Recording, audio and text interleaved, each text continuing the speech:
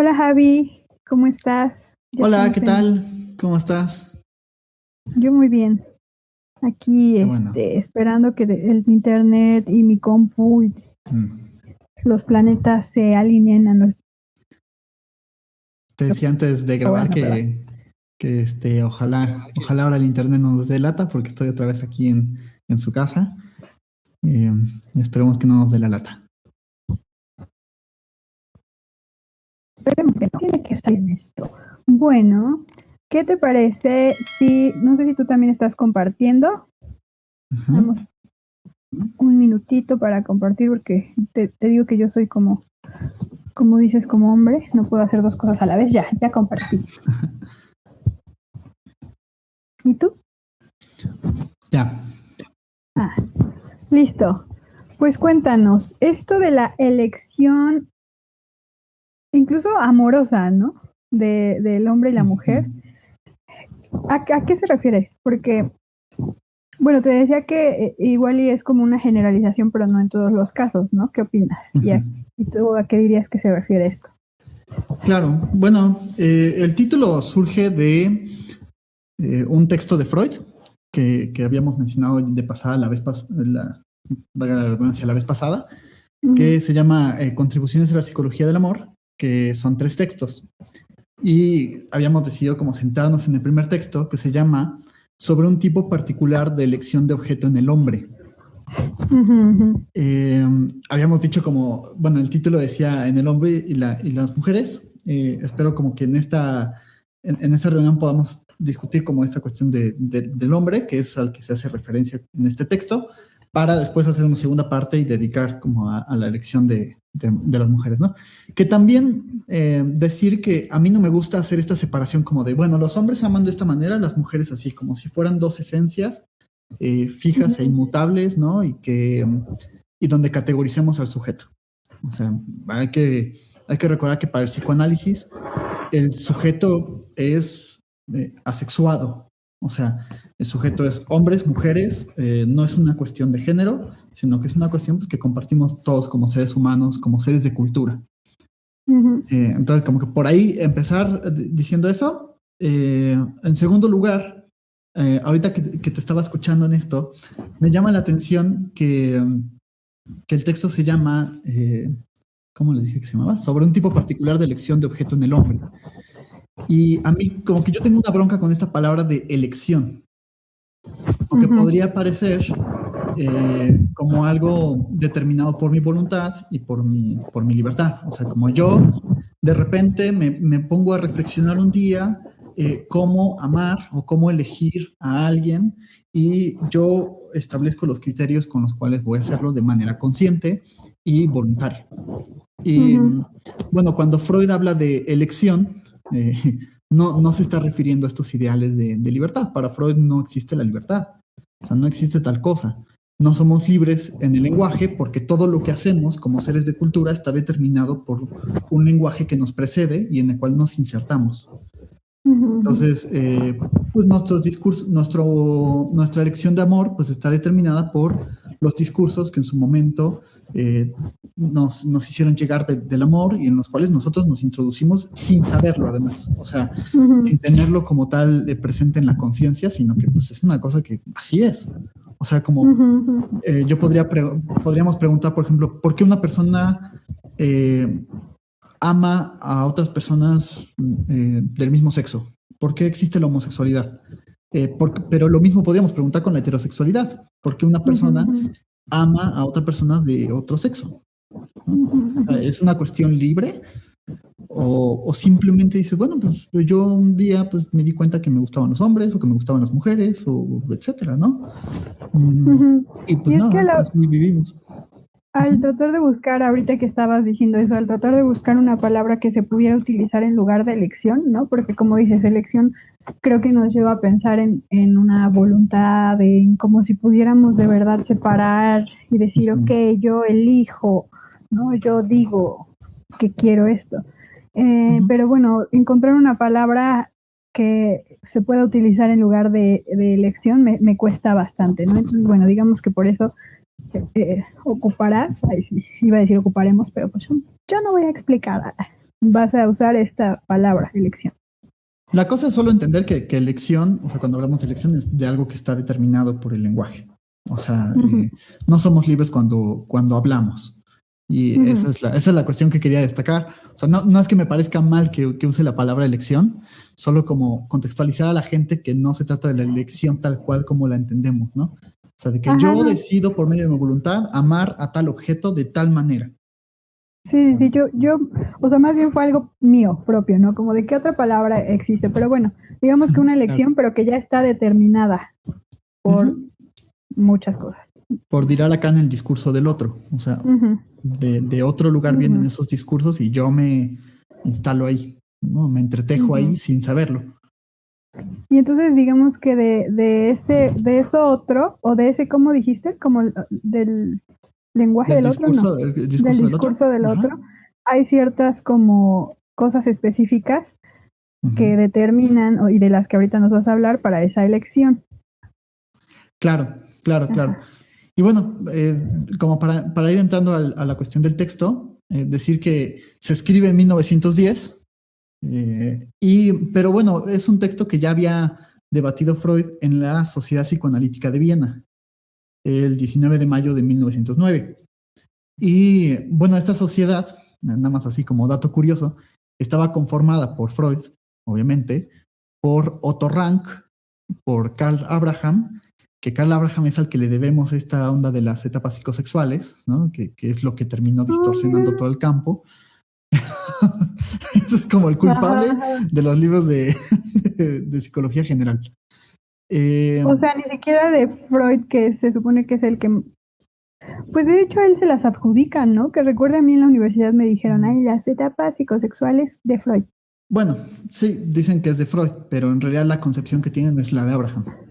No lo saben porque no leen a Freud, pero sí, es más como de Abraham que de Freud. O sea, Freud habla de las fases psicosexuales, pero no de las etapas. O sea, ahí hay una diferencia como de desarrollo, etcétera, ¿no?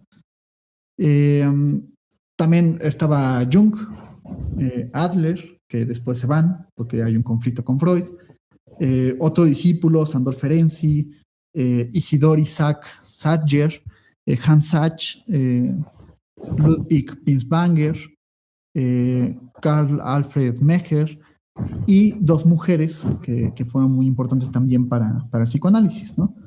Para que luego los haters del psicoanálisis digan que es misógino, ¿no? O sea, que de hecho eran como de las alumnas predilectas de Freud, ¿no? Sabina Spielrem y Lu Andrea Salomé.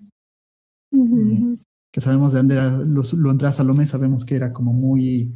O sea, Nietzsche la amaba, ¿no? Y ella le dice, tú sigue escribiendo. Que sí. Ajá. Sí. Tú dedícate a lo que haces bien, ¿no? Sí. Pues nada más así como dato, ¿no? Está conformada por ellos. Freud pone en discusión estas ideas, entonces no es un texto que sale de la nada, sino que es un texto también que está en discusión y toda esta cuestión, ¿no? Y bueno, el texto comienza, a mí me encanta cómo comienzan los textos de Freud, porque siempre empieza sus textos con algo que pareciera que no tiene nada que ver.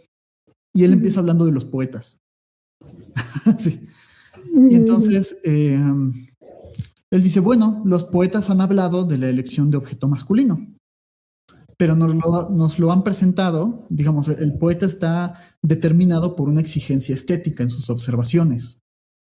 O sea, él como que nos muestra un reflejo de esa realidad, pero digamos, su arte o su capacidad artística le exige darle como una cuestión estética. O sea, no parten de un punto de vista científico. Sí, parten del arte, de presentar una realidad de forma estética. ¿Tú crees que Freud lo dice porque son como los pocos que se toman la tarea de hablar sobre la elección amorosa del hombre? Ajá. Bueno, en otros textos, Freud dice que los poetas se adelantan a los psicoanalistas. O sea, porque todas las observaciones que hacen las presentan así, solo que el problema es que no lo ven desde un punto de vista científico que dé cuenta de las raíces, ¿no? O sea, sino que te lo presentan ya de una manera, pues, estética. Sí, retocadita. Ajá. Si tú ves, por ejemplo, pues, algún poema, por ejemplo, ahorita se me fue el nombre. Recítanos uno, Javi. No. No voy a dormir. Ándale. Hay uno de Becker que se llama, si me falta el nombre. El amor es un rayo de luna. No, o sea, bueno, yo escribí un texto así titulado, haciendo un análisis de eso. ¿Tú? Ajá. ¿Un poema? En un blog. Ahí si quieren les paso el link. Pero de poema no, o sea, del poema. ¿O tú escribiste un poema? No, de un texto de Becker, sí. Pero, por ejemplo, tú ves ese y pues sí, te presenta a un hombre que se enamora de una figura de luz que se asemeja a una mujer y él piensa que es una mujer, entonces va tras ella, pero al final pues es eso, un rayo de la luna, un reflejo de la luna. Y entonces, pues vamos, o sea, sí, Becker te lo presenta, pero no trata de ir a la causa. Recordemos que la intención de la ciencia siempre es colocar en el lugar de la causa un saber racional. O sea, trata de explicar las causas a través de colocar ahí un saber racional. Ajá, entonces, y los poetas. Los poetas no. Los poetas te reflejan la realidad en tu forma estética. Ajá. Y entonces él pretende dar este punto de vista pues más profundo, ¿no? De contarnos las raíces de la elección de objeto. O sea, como no simplemente de describirlo, sino decir de dónde viene. O sea, es una explicación causal o explicativa, ¿no? Y bueno, pues él lo primero que dice es, voy a dividir el texto en dos grandes partes, ¿no? Bueno, yo diría tres grandes partes. O sea, en primer lugar, dar cuenta de las condiciones que debe cumplir el objeto del amor masculino. Y en segundo lugar, las conductas que el sujeto adopta frente al objeto amado. Y por otro lado, pues bueno, la cuestión de las raíces de estas determinaciones, ¿no? Y entonces dice, hay dos condiciones del objeto de amor masculino. En primer lugar, digamos, los criterios que los varones eligen para, o sea, recuerden, un tipo particular de elección de objeto. No significa que todos los hombres, todo el tiempo, etcétera. O sea, es tipo particular. Y sí, muy común, ¿no? Porque por algo lo elige o habla de ese tipo, pues. Ajá. Sí, Freud no habla de universales, no habla de generalizaciones, pero sí nos habla de lo típico. O sea, digamos, lo típico que encontramos. Obviamente siempre hay varones que se salen de esto. No podemos tampoco especializar y categorizar. Que viene algo un poco gracioso porque lo dijiste y te empezaste a sonreír, o incómodo, o a ver, échalo. ¿Sí? Ya yo te digo cómo lo siento. Es que dijiste y empezaste a sonreír. Yo dije, ahorita una de las... No. Estaba tranquilo. Dice, en primer lugar, el objeto debe cumplir con dos criterios específicos. En primer lugar, tiene que haber un tercer perjudicado. Entonces Freud nos habla de... ya entendí, porque me lo comentaste. O sea, para que yo me fije, digamos, supongamos que yo estoy amando de esta forma en particular, ¿no? Para que yo me fije en una mujer, esa mujer tiene que tener una relación de pareja con otra persona, ¿no? O es lo que otra vemos, por ejemplo, cosa, alguien tiene que salir. No manches, eso es tema también común en terapia, ¿no? El chapulineo. Y que también es como una cosa, por eso digo, ¿no? O sea, no me gusta como separarlo de géneros, así, pues también es una cosa que pasa en muchas mujeres, ¿no? O sea, de que una persona está con su pareja y entonces como que se vuelve más atractiva o despierta una cuestión ahí, ¿no? Y entonces, pues él nos dice, o sea, sí tiene que haber este tercer perjudicado, al menos en la fantasía del varón. O sea, no necesariamente tiene que haber, o sea, tiene que ser puesto en acto, sino que al menos en la fantasía del varón tiene que haber un tercer perjudicado en esa elección de objeto. O sea, tiene que haber otro hombre que desee ese objeto que yo tengo para mí, perjudicándolo a él, ¿no? O sea, el tercer perjudicado no podría ser que dos amigas quieren con él y él elige a una y la otra ya salió así como que con el corazón roto. Ese tipo de tercer perjudicado no aplica. Normalmente tiene como más que ver con esa persona que tiene una pareja y entonces se vuelve deseable porque tiene una pareja.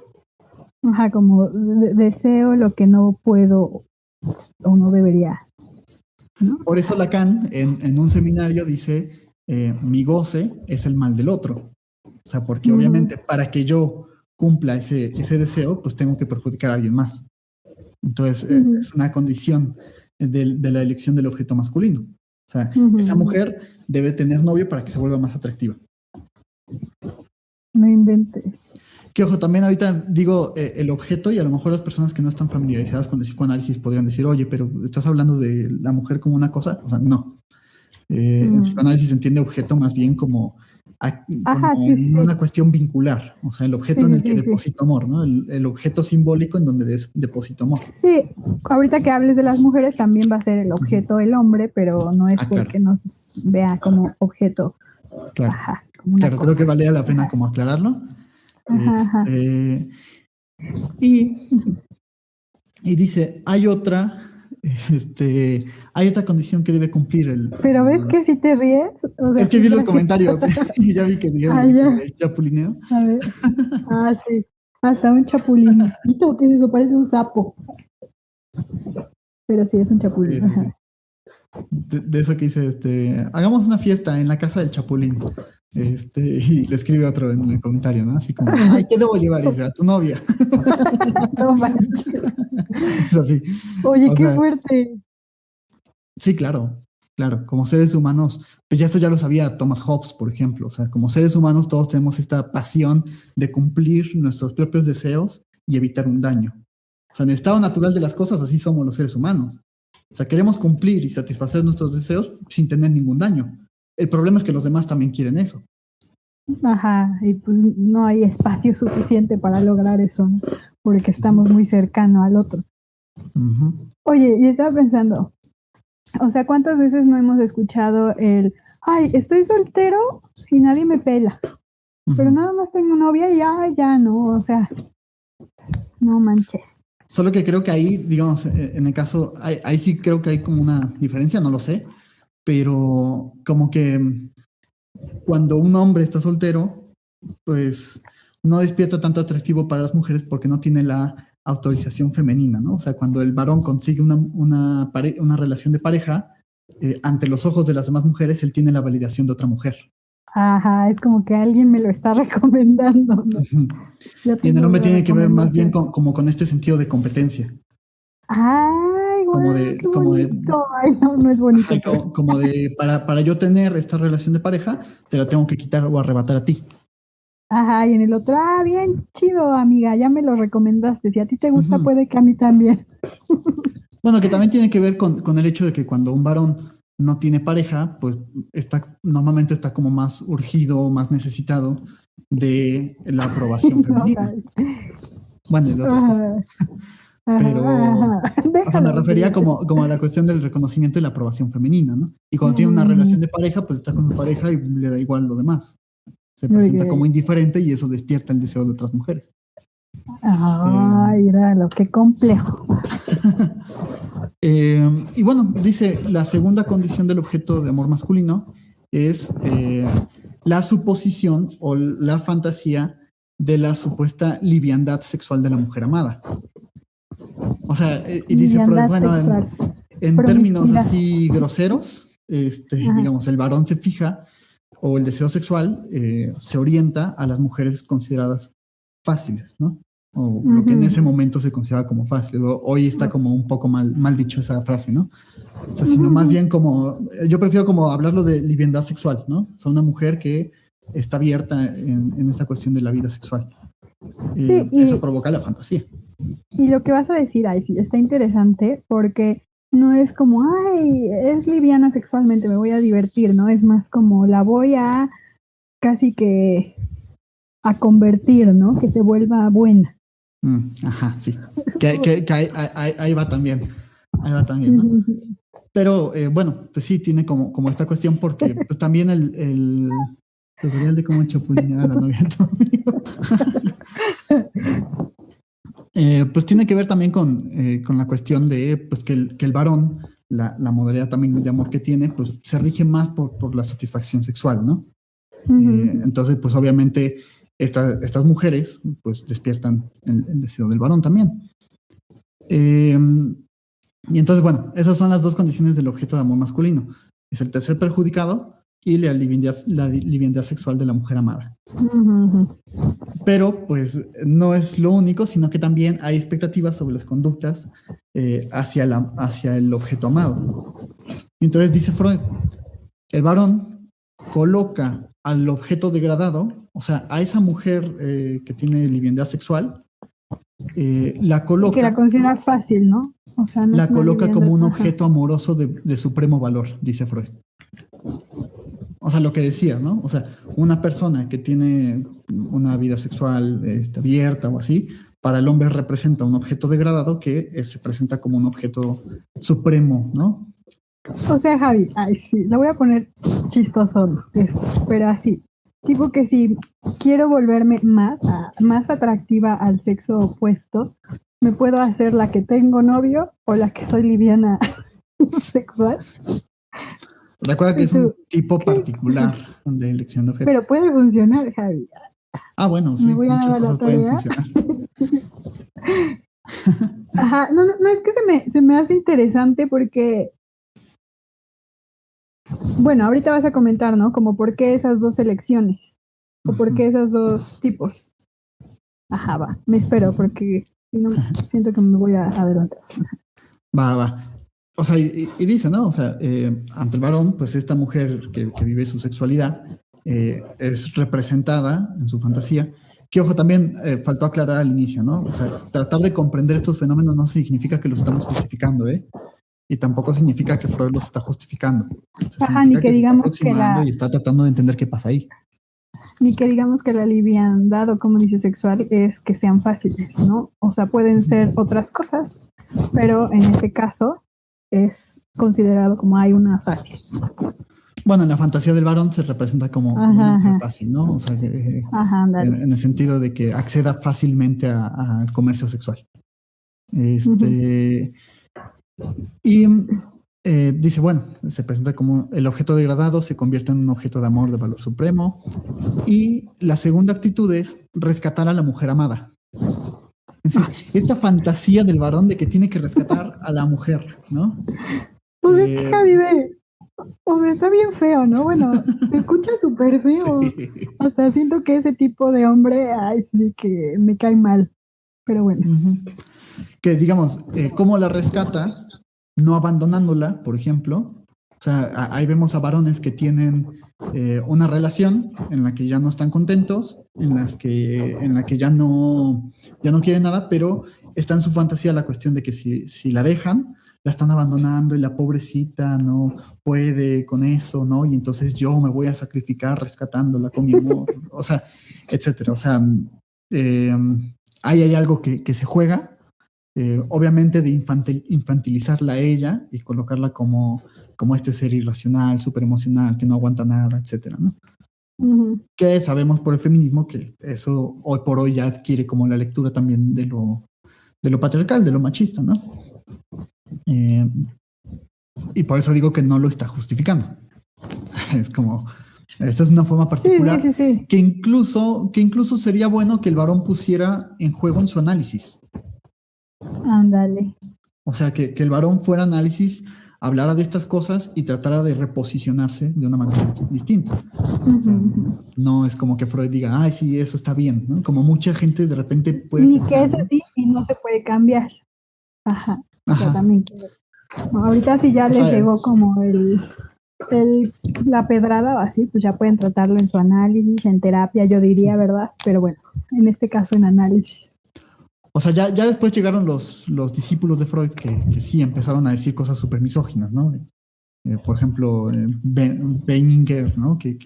Bueno, Benninger era más como una cuestión homofóbica, pero que se servía de Freud, pero como que lo distorsionaba y presentaba pues, puros prejuicios, ¿no? O sea, pero pues también pasa, ¿no? Pero pues eso, pero no hay que poner a todos en la misma bolsa. O sea, Freud no estaba justificando nada. Y entonces dice, Dice acá, bueno, esos son ya los 2 puntos, ¿no? En primer lugar, las condiciones del objeto de amor masculino. En segundo lugar, las conductas hacia el objeto amado. Y en tercer lugar, nos dice Freud, debemos reconducir las condiciones del objeto de amor masculino y estas conductas hacia el objeto a las primeras experiencias infantiles. O sea, para poder comprender la raíz tendríamos que remitirnos a la historia infantil de este sujeto en cuestión, que está amando o de sea, recordándome, ay, perdón, Javi, te ando interrumpiendo mucho, ¿verdad? Bueno, o sea, No, no, recordando que no es como que sea porque es patán, ¿no? Porque tiene una concepción por sí mismo de lo que debería ser una mujer, ¿no? Es por motivos incluso que llegan a la infancia, o de hecho específicamente de la infancia, ¿no? de la infancia, claro. O sea, lo que el psicoanálisis entiende con lo infantil es que todos, pues de cierta forma, o sea, el inconsciente es infantil. Sí, nosotros también tenemos, o sea, somos infantiles, ¿no? Solo que ocurre en un determinado tiempo, que Freud más o menos pensaba entre los 4 y los 6 años, ocurre un momento en el que esa vida o esa sexualidad infantil o esa manera infantil, ¿no? Pues cae bajo las sombras, o sea, cae bajo la represión y entonces pues empezamos a vivirnos como adultos y dice Freud, nos empezamos a vivir como adultos con amnesia. O sea, no nos acordamos de lo que fuimos de niños. Por ejemplo, piensa en aquellas personas que de adultos son súper amorosos con los animales, ¿no? Pero cuando eran niños, eran los primeros en lastimar a las oruguitas, a las hormigas, ¿no? En torturar a animalitos, etcétera, ¿no? Pues, ¿qué pasa? Que hay un momento en el que ocurre el proceso de represión, que el sujeto como que cae en amnesia, y dice, no, yo nunca fui agresivo con los animales ni nada, yo siempre los he amado, etcétera, ¿no? Y construye una vida alejándose de lo que fue de niño. El problema es que el psicoanálisis nos advierte que eso infantil retorna.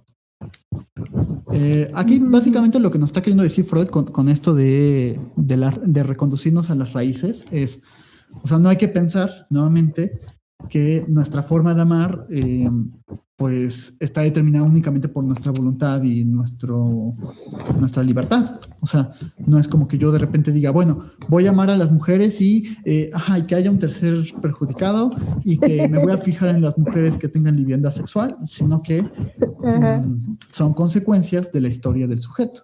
O sea, que tenemos que reconducirlas a un momento previo, que es el de la infancia, el de los primeros vínculos con los padres.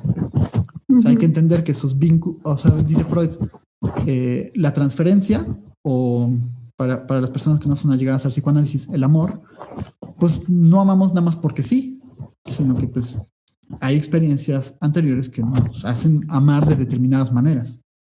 Entonces, eso complica también el problema del amor, porque cuando yo me encuentro con mi pareja, pues resulta que mi pareja tiene una forma distinta de amar también, que no corresponde a mi manera, sino a su propia historia. Eso ya también da como para una plática, ¿no? Ajá. Bueno, continúa. Ajá. No sé, hasta ahí vamos bien. Sí, de mi parte sí, si alguien que nos está viendo tiene una dudota, pues échenla por favor. Pero al parecer vamos bien, Javi. Ok, y entonces, bueno, también hay que decir que en este texto es la primera vez que Freud escribe en una obra impresa como tal complejo de Edipo. O sea, es la primera vez que hace mención en una obra impresa. Por ahí ya había habido algunas menciones, como el Edipo, por ejemplo, en la interpretación de los sueños, es donde por primera vez habla del Edipo, pero en esta obra es donde lo menciona ya como el complejo de Edipo y empieza como a problematizarlo, ¿no? En la interpretación de los sueños, pues sí, nos habla del Edipo y trata de desarrollar algunas ideas, pero acá es donde ya aparece la palabra, el complejo de Edipo, ¿no? Y entonces él dice, pues la explicación causal de este fenómeno es el complejo de Edipo.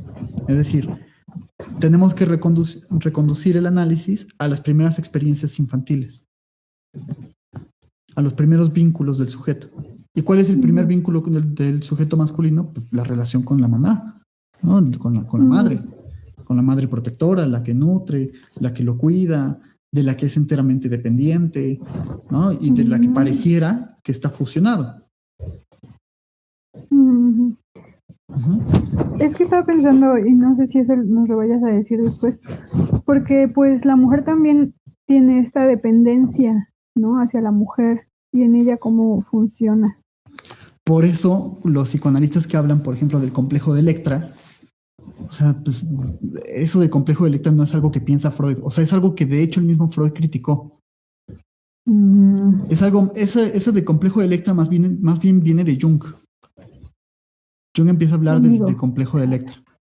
Y Jung lo que hace es como decir, bueno, así como el varón se fija en la madre y tiene deseos hostiles hacia el padre, la mujer ama al padre y tiene deseos hostiles hacia, hacia la madre, ¿no? Pues en realidad Freud dice, no, pues tanto hombres como mujeres, la primera persona que los cuidó y que dependieron y el primer vínculo que tuvieron fue con una mujer, fue con la madre. Y albergan también estos deseos hostiles hacia el padre porque el padre viene a separarlos. Que, ojo, porque acá cuando mencioné la palabra complejo de Edipo también ha habido como una serie de prejuicios, ¿no? O sea, como el pensar, el complejo de Edipo, entonces significa que odias a tu papá y te quieres acostar con tu mamá. O sea, no es... O sea, pues sí, ese significado le quieren tomar cada quien, ¿verdad?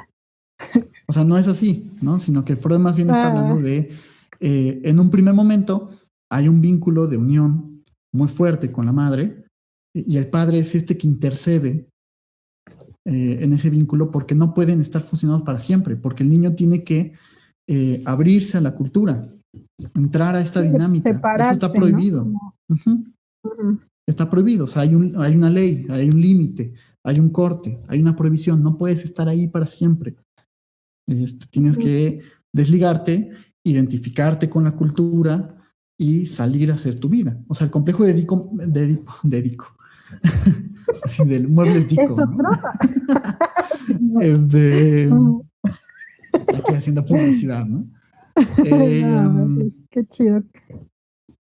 ¿Qué te iba a comentar? El complejo de Edipo.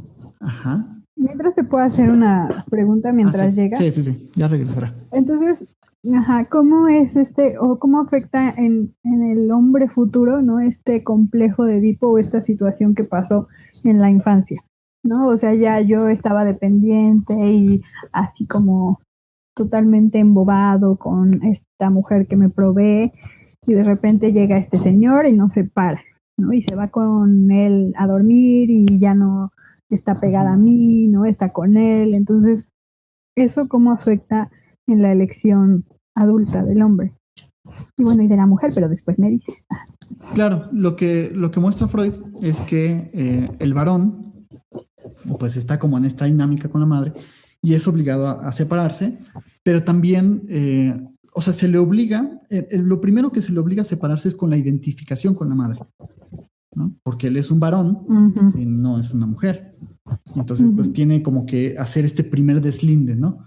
Como de empezar a separarse de la madre e identificarse con las cosas que le son propias al varón, que están ya como del lado contrario, ¿no? Es como una de las tesis que defiende Nancy Chodorow, como esta cuestión de que al niño se le enseña desde muy pequeño que tiene que ser independiente, mientras que a la mujer se le deja en este vínculo de identificación con la madre, ¿no? En donde tiene que comportarse como la madre, ser como la madre, seguir las cosas que hace la madre como mujer, etcétera, ¿no?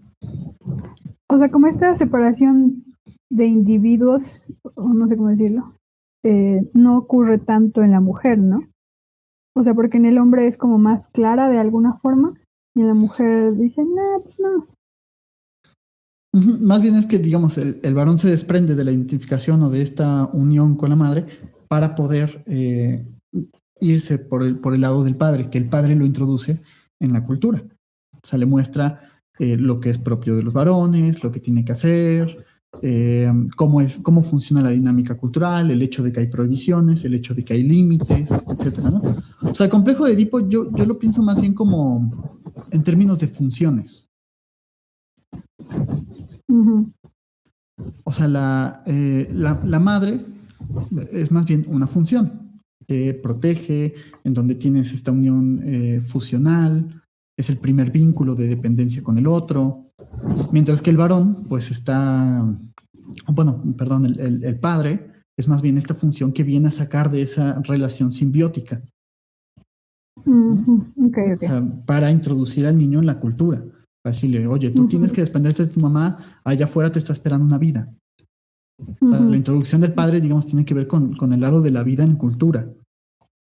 Pero obviamente en eso se le exige una renuncia al bebé varón. Entonces bueno, por supuesto, se desprenden los sentimientos hostiles hacia el padre, hacia la cultura. O sea, no es hacia el papá, necesariamente. Sí. O sea, que el papá en ese momento encarna la cultura, pero no es hacia el papá, es hacia la cultura. Que prohíbe, que limita, que lo saca de ahí, de ese vínculo de dependencia, etcétera, ¿no? Oye, te quiero mostrar esta pregunta, ¿no? Igual y la contestas después o como gustes, pero quiero que la veas para irla. En el proceso de elección de la pareja, ¿podemos enamorarnos sin idealización? Ojitos. Bueno, yo siempre digo que por algo se llama enamoramiento. En el sentido de que siempre hay algo del orden de la ficción. Ficciones que no están determinadas por nuestra voluntad, nuevamente, sino que están reconducidas a nuestras experiencias infantiles. O sea, no. Siempre hay algo de ficción. Sí, no hay. Lo cual tampoco significa como algo malo, ¿no? O sea, implica como pues también, o sea, también eso me hace buscar a determinadas personas. Que bueno, hay que entender que para Lacan siempre el amor es hacia algo que trasciende a la persona real. O sea, no es que yo ame a mi pareja, sino que amo a lo que mi deseo ha formulado sobre esa pareja. De ahí que vienen también los conflictos. O sea, es que me vino a la cabeza esto de como que dicen ahora, no sé, en Facebook, ¿no? No es como que yo haya escuchado a alguien específicamente decirlo, pero creo que está esto de no te enamores de una idea, ve realmente a la persona con la que estás, ámalo por lo que es, ¿no? Y entonces como pues, pero no eso, se puede tanto. Eso en psicoanálisis no se puede pensar porque, o sea, como decir, ámalo por lo que es como presuponer que el otro es una esencia. Así como... Aunque supongo que también es como esta idea, o se refieren a esta idea de cambiarlo, ¿no? Así de, no lo quieras cambiar. Cuando dicen, por lo que es, ámalo por lo que es. Sí, la cosa, o sea, el cuestionamiento que yo haría es como, ¿y podemos amar al otro como es? O sea, ¿qué es el otro? O sea, si yo te dijera ahorita como, ¿qué eres tú? Pues sí, ¿no? Soy un cúmulo de... Porque no soy del verbo ser. O sea, no es como que yo sea un ser cerrado y completo que pueda decir, bueno, o que pueda reducir a una explicación. O sea, como decir, yo soy Javier y soy psicoanalista. Y ya. O sea, eso no acota nada, ¿no? O sea, eso siempre se queda como en una etiqueta, en una clasificación, en una categoría. Ok. Bueno, no sé si te surja alguna duda a partir de esto, Ana. Igual échasela al Javi. Sí. Aprovechalo. Con gusto. Bueno, entonces dice Freud, bueno, pues hay en un primer momento una fijación tierna del niño hacia la madre. Porque el niño, aunque tiene una sexualidad infantil, que recuerden que sexualidad infantil no significa sexo, coito, genitales, aunque tiene una sexualidad infantil, o sea, la sexualidad infantil es algo más amplio que tiene que ver con el amor, pues está caracterizado principalmente, esta relación con la madre está caracterizada por la vertiente tierna. O sea, es una relación tierna con la madre, ¿no? La concibe como una santa, como omnipotente, como que todo lo puede, virtuosa, ¿no? O sea, ¿qué niño ve en sus padres a personas que fallan? No. O sea, sobre todo la madre es colocada en este lugar, así, wow, ¿no? Y entonces, ¿qué pasa? Dice Freud, hay un momento en el que el niño descubre que la madre no solo es ternura, sino que mantiene relaciones sexuales con el padre. O sea, se entera que la madre tiene una vida sexual. Y que a cualquiera que nos venga esta idea a la cabeza, sí es como, "Ew", ¿no? Bueno, a la mayoría, no es una regla general, pero a mí me dices eso y sí, es algo en lo que no quieres pensar. Claro, y para el niño eso supone una experiencia traumática. Un trauma, sí. Porque antes decía, están las mujeres que no son virtuosas, que tienen relaciones sexuales, y está mi madre, que es una santa que está colocada en un altar. Y ¿no? justo eso, Y hay esta decisión. justo eso, perdón, Javi, o sea, a lo mejor es como repetitivo, pero es cultural, ¿no? De nuevo, porque a lo mejor sea algo como completamente natural, pero la sociedad es la que dice, oh, pecado, ¿no? Y entonces el niño ya está inmerso en eso de, "Ew". Que ahí es donde podría, yo pienso que ahí es donde podría haber un diálogo con el feminismo. Es decir, pues ya el feminismo nos diría, bueno, pues porque la cultura nos enseña que las mujeres, o sea, le enseña a los niños que las mujeres no tienen una vida sexual. A menos en la época victoriana, que es cuando Freud está haciendo estas teorías. Y pues todavía, ¿no? O bueno, pero ese es otro tema. Yo creo que todavía, pero de forma también un poco distinta, Ajá, ¿no? Cada vez se habla más de esa cuestión. Ajá. El punto es que el niño, pues no tiene las herramientas simbólicas para diferenciar, ¿no? O sea, como que ve a la mujer virtuosa y ve a otras mujeres que tienen una vida sexual, no sabe diferenciar. Eso es una experiencia traumática para él, porque, pues, digamos, se cae la madre de un pedestal. Y entonces, pues el niño como que vive esta cuestión, una cuestión totalmente difícil, porque él quiere seguir pegado a la madre, pero se da cuenta que la madre tiene, no, o sea, que él no forma parte de un ámbito de la vida de su madre. O sea, que él está excluido de la relación que tiene su madre con su padre, ¿no? Que él está excluido, que él está por fuera de esa relación. No es que el niño, ojo, y quiero ser muy claro con eso, no es que el niño quiera tener relaciones sexuales con la madre, ¿no? O sea, es más bien como que él se siente excluido de esta nueva dinámica. Y entonces entra en rivalidad con el padre, ¿no? Como de, él me está excluyendo de esta dinámica, ¿no? Obviamente el niño no entiende qué está pasando, pero él se siente excluido de esta dinámica. Y entonces entra en rivalidad con el padre, que, si se dan cuenta, acá Freud hace este enlace. ¿Se acuerdan que la primera condición de objeto del amor masculino era el tercer perjudicado? Pues el padre se conforma como el tercer perjudicado de esta relación. O sea, ahí empieza como el deseo de fregar al otro, ¿no? Al hombre que me quitó. Que me excluyó de esto, ¿no?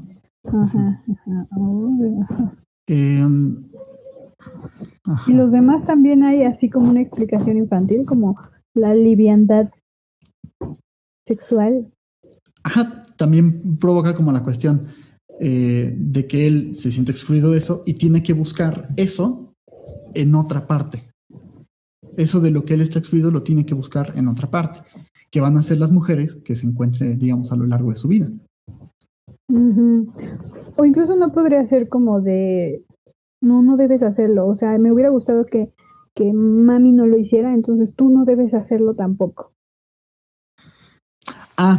Algo que se me fue decir cuando decía esta de las conductas hacia el objeto amado, de rescatar a la mujer amada, es, o sea, Freud distingue 3 formas de rescatar a la mujer amada, ¿no? Primero, no abandonándola, que lo dijimos.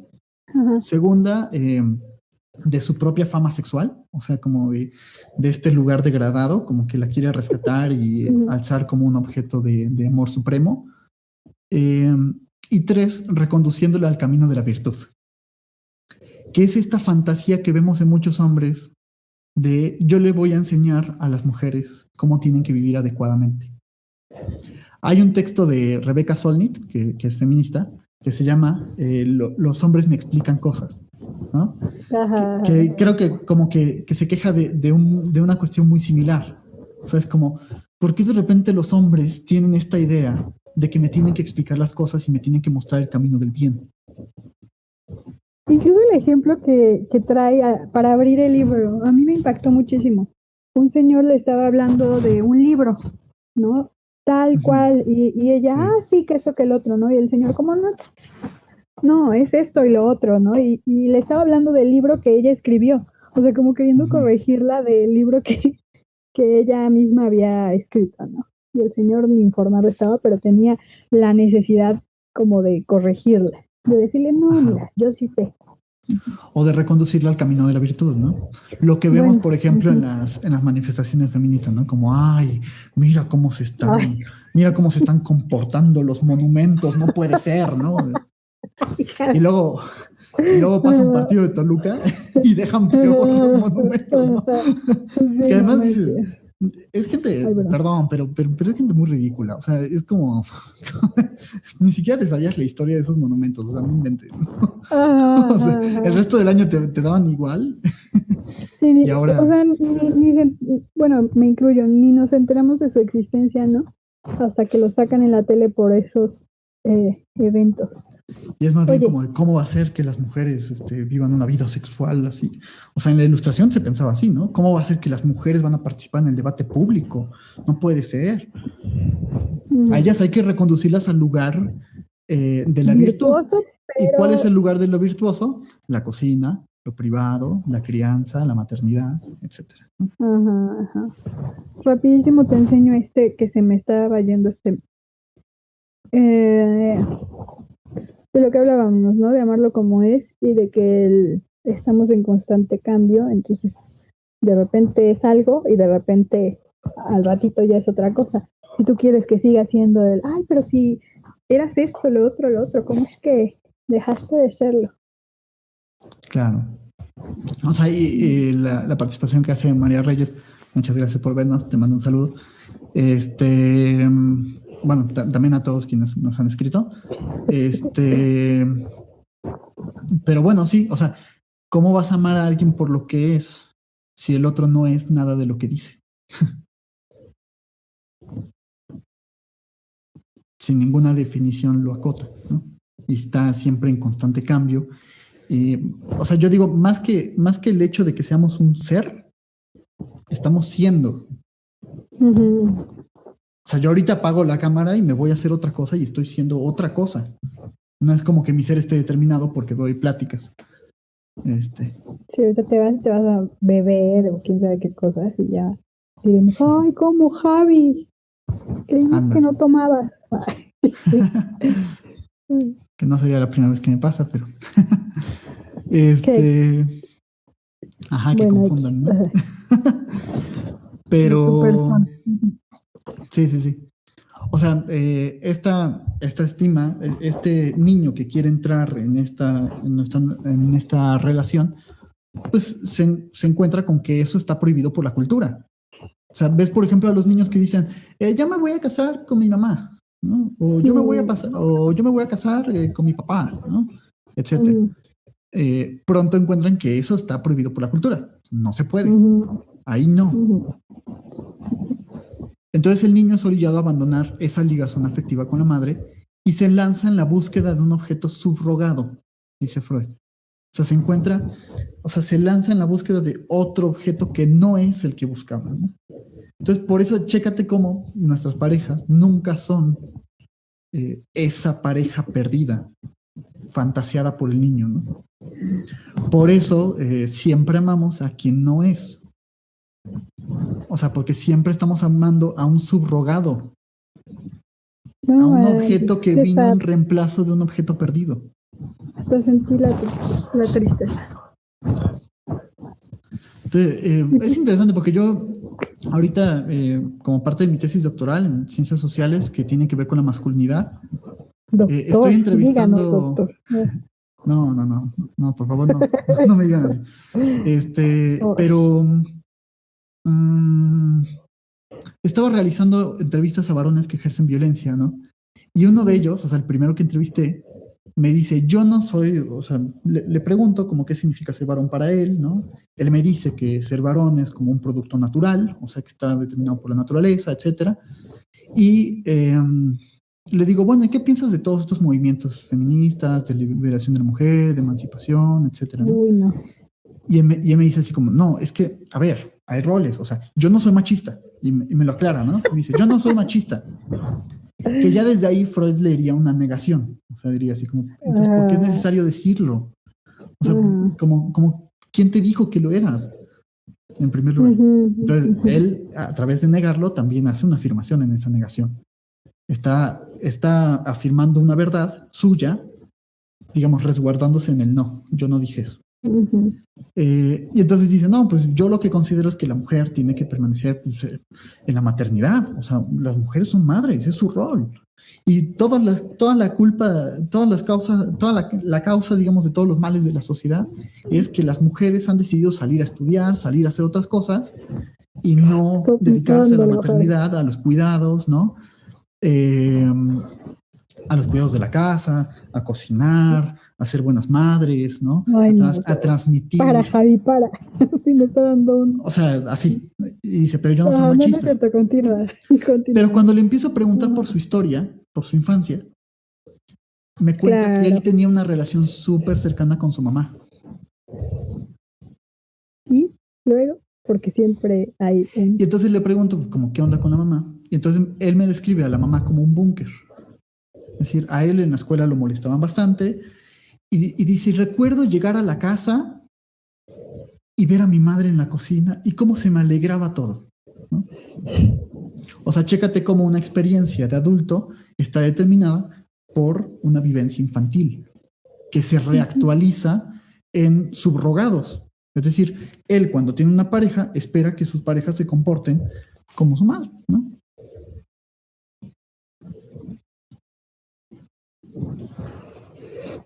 Estoy tratando de procesarlo porque... Ajá. Él espera, y fíjate, es una inversión de lo que hablábamos, ¿no? O sea, Freud dice que hay una fantasía de rescatar a la mujer amada, pero él se posiciona también como un lugar de necesito ser rescatado, ¿no?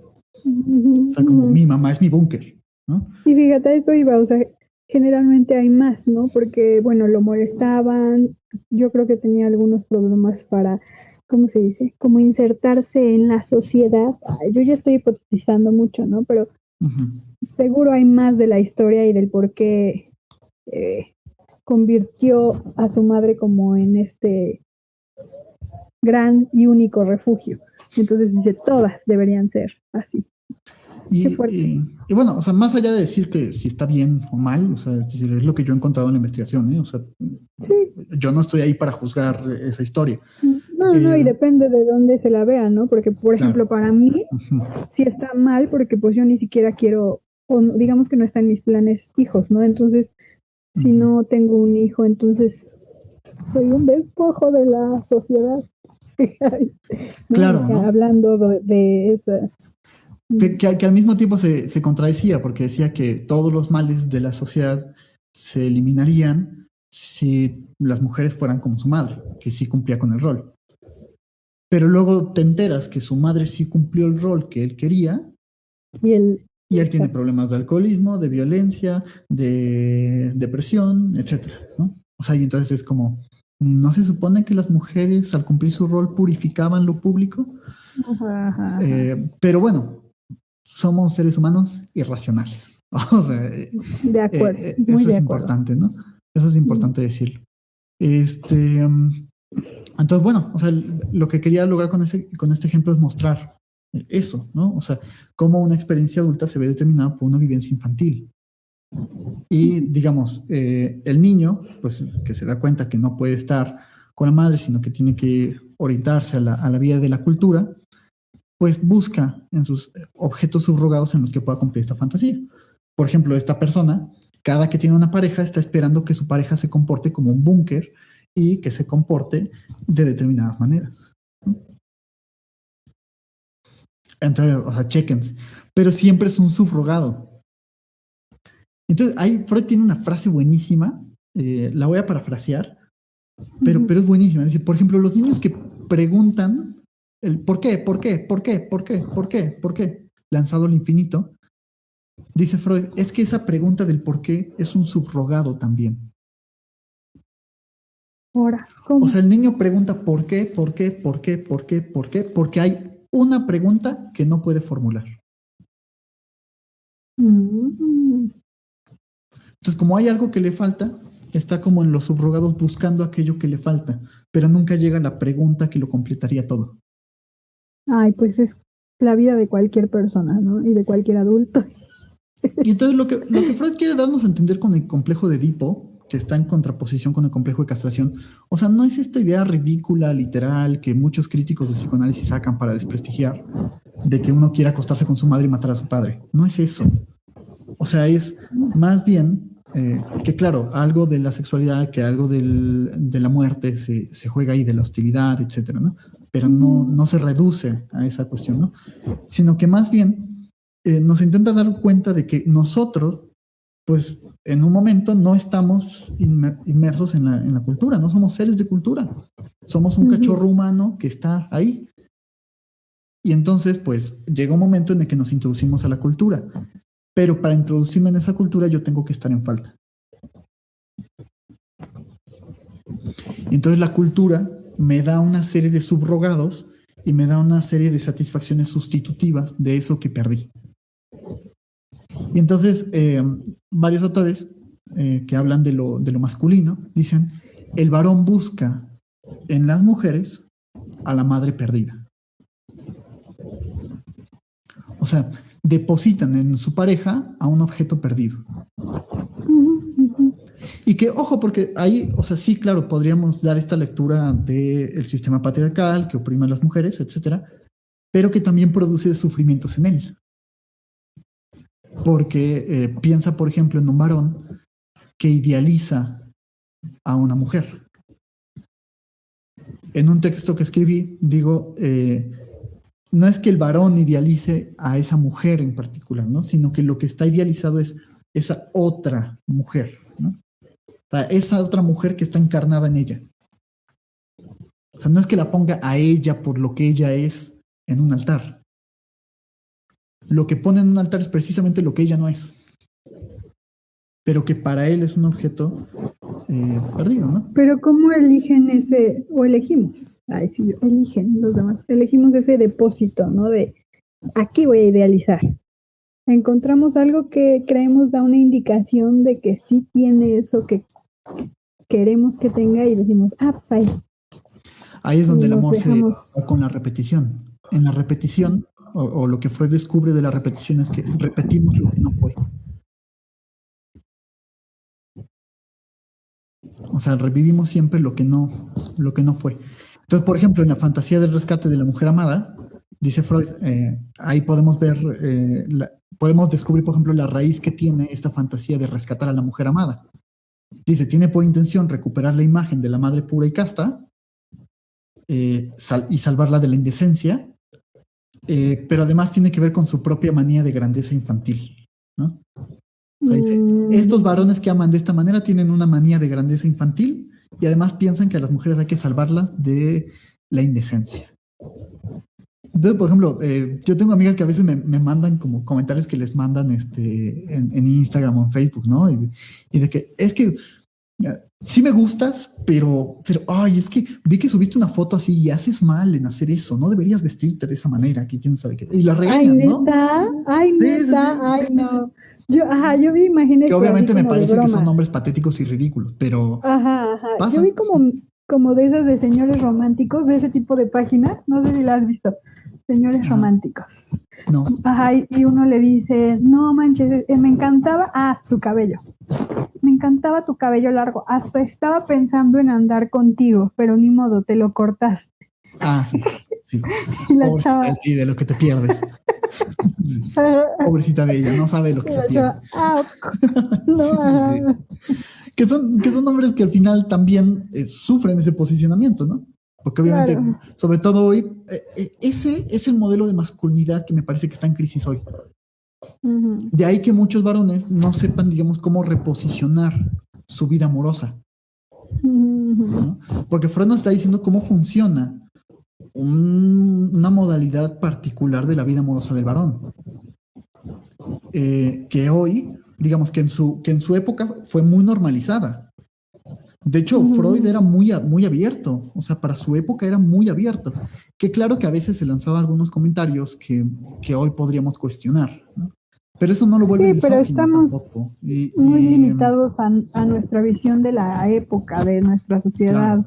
Y creer que alguien, o nosotros en particular, así tú y yo, Javi, o algunos, de nuestros cercanos están exentos de eso, pues es ilógico. Claro. Él le decía a su esposa, ¿no? Le decía que ella tenía las manos tan delicaditas y lindas, que él no quería que jamás tocaran, que jamás tocara algo del trabajo mecánico, ¿no? O sea, que nunca se las ensuciara, que nunca las hiciera como más gruesas, sino que era tan delicada que quería conservar esa delicadeza suya, ¿no? Rasposas, así. Tenía esos comentarios que yo creo que ahí no hay que leer algo así como, ¿es machista o no? O sea, sí o no. Yo creo que pues más bien es como, bueno, pues a ver, era algo que, así como había esas frases, había otras frases muy, muy, muy interesantes, ¿no? Y que creo que tenía más bien que ver con el fantasma de Freud de la pobreza, del hecho de que él mismo fue pobre y sufrió la pobreza, y pues cuando, o sea, tiene esta necesidad de darle a su esposa pues, todo lo que él quería darle y que siempre careció, ¿no? O sea, que sí es esta intención masculina de darle algo a ella. Ándale, Vamos, yo ahorita creo que no había que leer algo así machista, ¿no? En nuestra concepción es algo que podríamos darle la etiqueta de machista, pero si nos vamos como a la época, etcétera, pues no podemos tacharlo tan fácilmente, ¿no? Supongo. No, y que también a Marta también la apoyó muchísimo, ¿no? También. O sea, y Marta, ella siempre se sintió muy amada, ¿no? Y ella estaba de acuerdo con eso. Entonces, bueno, o sea, también, ¿no? De hecho, es interesante, ahí estaría bueno como dejarlo para otro live, pero Freud tradujo, no me acuerdo si el francés o al inglés, no, creo que el francés, bueno, perdón, no sé si el francés o el alemán, pero tradujo una obra de John Stuart Mill sobre la esclavitud femenina. Él tradujo esa obra, que consideraba una ensoñación utópica, ¿no? O sea, él pensaba como, sí, Mill, algún día seremos libres, ajá. Pero está interesante, ahí hay un vínculo interesante. Ya nada más como para cerrar, decir que bueno, que este niño estructura su vida amorosa pensando o experimentando la necesidad de devolver a sus padres la vida que le han dado. Y entonces, aquí es algo que se le va a criticar mucho a Freud. Yo no sé qué tanto coincido con esa crítica, coincido parcialmente. Y es que si te das cuenta, como que en todo lo que elaboré, pareciera que el hombre asume la posición de activo, ¿no? De yo determino los criterios, de yo digo esto, de yo me muevo a la actividad, yo hago, yo resuelvo, yo apoyo, yo rescato, ¿sabes? Etcétera. Yo perjudico a alguien más. Y entonces algunos autores van a criticar como esa postura de Freud, como de, ¿y por qué no estás viendo que el niño en un primer momento se vive en una situación de pasividad? O sea, la pasividad no es una cosa de las mujeres, sino que el niño, desde niños, también vive en una situación de pasividad. Y que algunos críticos como que creo que tienen parcialmente razón en algunas cosas, pero hay otros textos en donde Freud también dice, bueno, el niño también vive una situación de pasividad anterior a esta posición activa, ¿no? O sea, lo que nos muestran otros textos es que la masculinidad es más bien como una formación reactiva. O sea, reacciono ante mi propia pasividad a través de exagerar los rasgos masculinos. Pero ya es algo posterior. Que también habría que dedicarle en algún momento. Estaría bueno. Va, o sea, dedicarle al hecho de que el hombre, o cuál sería el tema, digamos, tú cómo lo... La pasividad masculina, ¿no? O la protofeminidad, se le llama, en psicoanálisis se llama protofeminidad. Va. Sí. Pues listo, Javi, vámonos despidiendo, porque ya nos pasamos de la oreja, de la hora, entonces, va. No sé si ya con eso cerraste, porque generalmente te pregunto, ¿con qué te gustaría que nos quedáramos? ¿Esto último que dijiste sobre la pasividad masculina o hay alguna otra cosa que te gustaría que quedara así como sello en nuestras cabezas? Pues no, agradecerte a ti la invitación como siempre. Este es un espacio que me gusta mucho, que lo disfruto bastante. Agradecerle a las personas que nos están escribiendo comentarios, que nos escribirán después, que reaccionen a este video, si lo comparten. Me gustaría que también dejaran como sus comentarios. Obviamente también, y bueno, sé que hay algo imposible en esto, pero pedir también que siempre sea con esta actitud de diálogo, ¿no?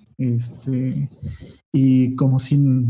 Lo que pasa es que me ha pasado como últimamente en unos videos, una persona que me empezó a escribir y como a atacar estos puntos, llegó con prejuicios, así, ¿no? Y como tratando de desprestigiar. Yo preferiría como más bien pues una actitud de diálogo, vamos a platicarlo, si tienen alguna duda, con gusto me escriben, yo totalmente abierto al diálogo, pero siempre y cuando también sea respetuoso, ¿no? Respetuoso, ¿no? De ambos lados, claro. Claro, claro. Solo eso. Digo que tiene algo de imposible porque siempre hay alguien sí, no manches. que le vale, ¿no? En el arroz, o como dicen, la mosca en la sopa, etcétera. Sí. Y bueno, es algo con lo que también hay que lidiar, ¿no? Y también tienen su derecho de opinar, pero preferiría tener diálogo con... Que no tuvieran de otra ese forma. derecho. De otra o tener diálogo de otra forma. Sí. Va, súper, Javi. Muchísimas gracias. Gracias a los que nos vieron, a Jorge, a Ana, a María. Gracias por sus comentarios.